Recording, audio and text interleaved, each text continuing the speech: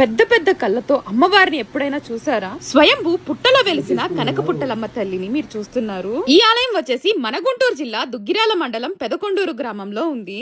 మన గుంటూరు నుంచి అయితే 37 కిలోమీటర్స్, నందివేలుగు వాళ్ళకి 23 కిలోమీటర్స్, ఇంకా నంబూరు వాళ్ళకి 26 కిలోమీటర్స్, ఇంకా దుగ్గిరాల వాళ్ళకి 19 కిలోమీటర్లు దగ్గరలోనే ఉంటుంది. విజయవాడ వాళ్ళకి 20 కిలోమీటర్లు దగ్గరలో ఉంటుంది. మీరు చూసే ఆలయం 11వ శతాబ్దంలో నిర్మించారు. టైమింగ్స్ వచ్చేసి ఎర్లీ మార్నింగ్ 6 నుంచి మధ్యాహ్నం 12 గంటల వరకు, సాయంత్రం 5 గంటల నుంచి రాత్రి 10 గంటల వరకు ఆలయం అనేది ఉంటుంది.